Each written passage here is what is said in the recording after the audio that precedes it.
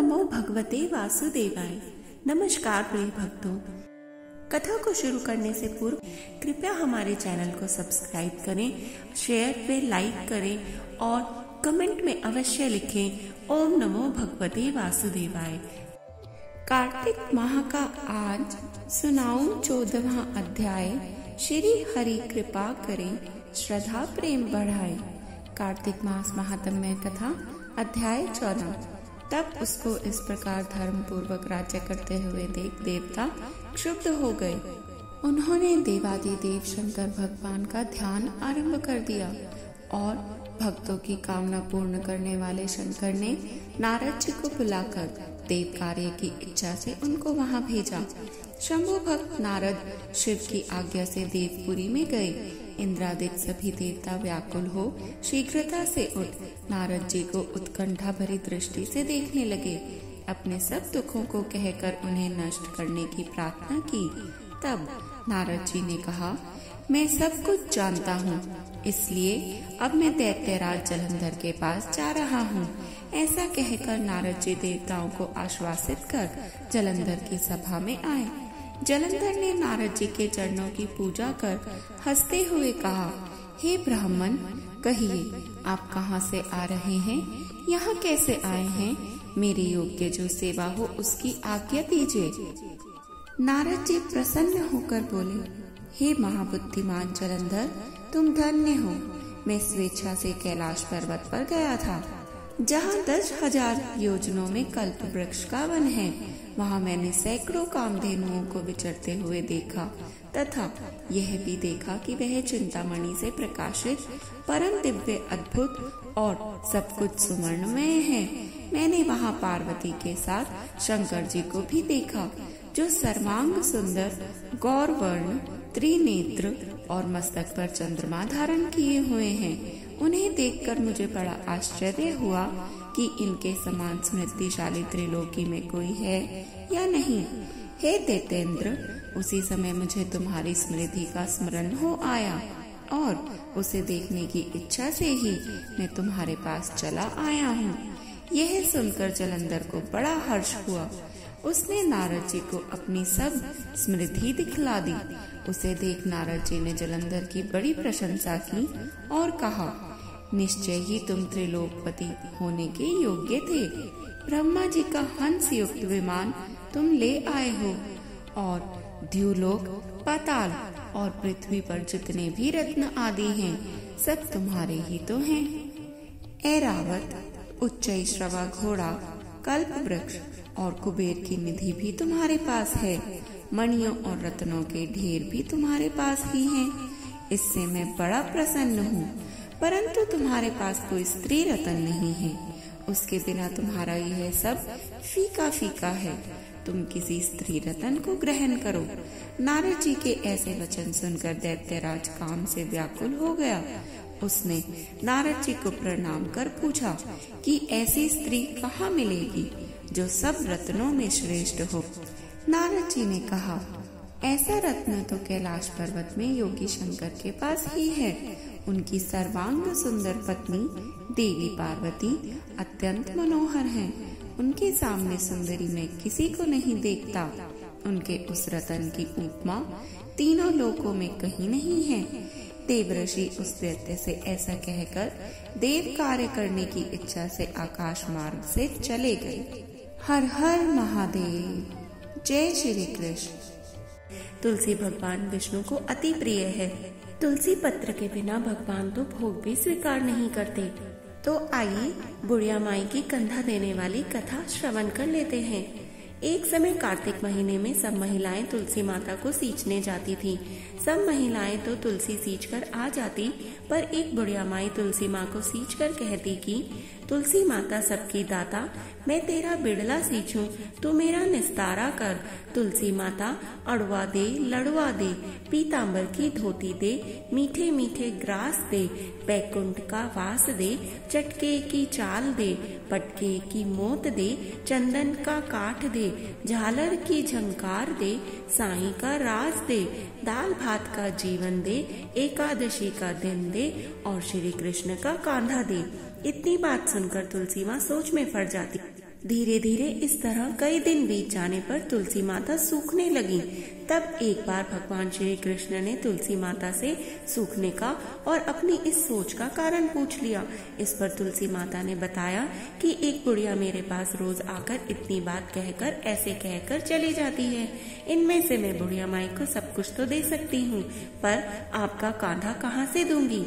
इस पर भगवान बोले, तुम चिंता मत करो और बुढ़िया माई को आशीर्वाद दे दो। तुलसी माँ ने वैसा ही किया। थोड़े दिनों बाद बुढ़िया माई मर गई।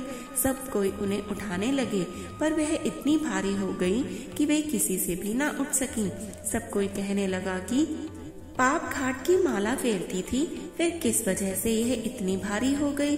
तभी भगवान श्री कृष्ण ब्राह्मण के भेष में आए और वहां खड़े लोगों से बुढ़िया के कान में कुछ कहने पर उसका शव हल्का होने की बात कही। इस पर लोगों ने कहा, तू अपने मन की निकाल ले। भगवान ने जाकर बुढ़िया के कान में कहा कि माई, तूने बिड़ला सींचा मेरा, मैं करूँ निस्तारा तेरा। बुढ़िया माई अडवा ले लडवा ले, पीतांबर की धोती ले, मीठा मीठा भात ले, बैकुंठ का बास ले, चटके की चाल ले, पटके की मोत ले, चंदन का काठ ले, झालर की झंकार ले, साईं का राज ले, दाल भात का भोजन ले और किशन का कांधा ले। इतना कहते ही बुढ़िया माई हल्की हो गई। इसके बाद भगवान श्री कृष्ण ने खुद उसे अपना कंधा देकर उसे मुक्ति प्रदान की। कथा के अंत में कहा जाता है कि हे तुलसी माई, जैसे आपने उस बुढ़िया को मुक्ति दी वैसे सबको देना, अंत काल में सबको आपका कंधा मिले। कार्तिक माह में पीतल पटवारी को सींचने का अत्यंत महत्व है। आइए इससे जुड़ी हुई एक पुरानी कथा श्रवण कर लेते हैं। एक बुढ़िया माई थी। उसने अपनी बहू से कहा, तो तू दही बेच कर आ। वह बेचने गई तो उसने रास्ते में देखा औरतें पीपल पटवारी सींच रही थी। उनको सींचता देखकर बहू ने पूछा, तुम यह क्या कर रही हो। औरतें बोली, हम पीपल पटवारी सींच रही हैं, इससे अन्न और धन होता है, 12 वर्ष का बिछड़ा हुआ पति मिल जाता है। बहू बोली, यदि ऐसी बात है तो तुम तो पानी से सींचती हो, मैं तो दूध दही से सींचूंगी। गुजरी रोजाना दूध दही बेचने नहीं जाती, वह रोजाना दूध तो पीपल में और दही पटवारी में सींच जाती। सास दूध दही का दाम मांगती तो कह देती, महीना पूरा हो जाने पर दे दूंगी। कार्तिक का महीना पूरा हो गया। पूर्णिमा के दिन बहू पीपल पटवारी के पास जाकर बैठ गई। पटवारी ने पूछा, अरे तू मेरे पास क्यों बैठ गई। बहू बोली, सास दूध दही का दाम मांगेगी। पीपल पटवारी बोली, मेरे पास क्या दाम रखा है, ये पान और धतूरा है, इसको ले जा। बहू ने वही ले जाकर कोठरी में रख दिया और डर के मारे कपड़ा ओढ़कर सो गई। सासू बोली, बहू पैसे लाओ। बहू बोली, कोठरी में रखे हैं। सासू ने कोठरी खोलकर देखा तो हीरे मोती जगमगा रहे थे। सासू बोली, बहू इतना धन कहाँ से लाई। बहू ने आकर देखा तो सच्चे ही धन भरा हुआ था। बहू ने सास को सारी बात बता दी। सास ने कहा, अब की तो कार्तिक मैं भी सींचूंगी। कार्तिक मास आ गया। सास दूध दही को बेचाती और हांडी धोकर पीपल पटवारी में डाल देती। आकर बहू से कहती, मेरे से दाम मांग ले। वह कहती, सासू जी कोई बहू भी दाम मांगे है भला। पर फिर सासू कहती, तू मांग, तू मांगती ही क्यों ना। बहू बोली, सासू जी पैसे लाओ। तो वह पीपल पटवारी के पास जाकर बैठ गई। पीपल पटवारी ने सास को पान धतूरा भैडिंडा दे दिया। उसने ले जाकर बहू की तरह से ही कोठरी में रख दिया। बहू ने खोल कर देखा तो उसमें कीड़े मकोड़े बिलबिला रहे थे। तब बहू ने कहा, सासू जी यह क्या। सास ने आकर देखा और बोलने लगी, पीपल पटवारी तो बड़ी दोबड़ पीटी है, इसको तो धन दिया और मुझको कीड़े मकोड़े। तब सब स्त्रियां बोलने लगी, बहू तो सत की भूखी सींचे थी, तू धन की भूखी। तो पटवारी माता, जैसा बहू को दिया वैसा सबको दीजो, और जैसा सास को दिया वैसा किसी को मत दीजो। जय पीपल पटवारी की। पीपल पटवारी की दूजी कहानी। एक बुढ़िया थी, उसके 4 बेटे थे और 4 भैंस थी। आया कार्तिक का महीना। अपनी बहुओं से बोली, मैं तो कार्तिक नहाने जाऊं और तुम लोग एक एक भैंस ले लो। 1 महीने में आऊंगी और देखूंगी कि तुम में कौन सी सबसे ज्यादा घी जोड़ पाएगी। तीनों बहुत चालाक थी। छोटी बहू को तो ना दूध बिलोना आता था और ना घी निकालना। तीनों देवरानी जेठानी बोली, अब देखेंगे कैसे करेगी।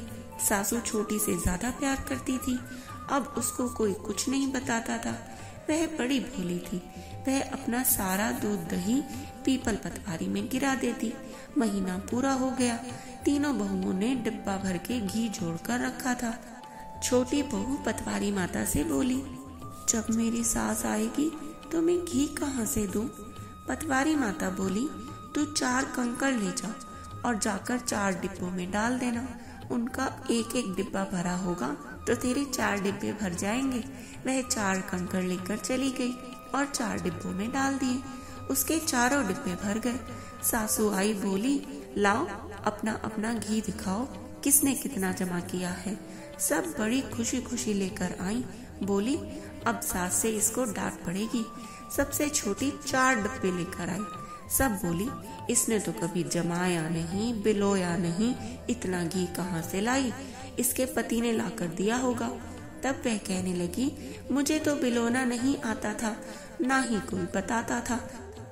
सो मैं दूध पीपल में और दही पतवारी में सींच देती थी। मुझे तो ये सब पतवारी माता ने दिया है।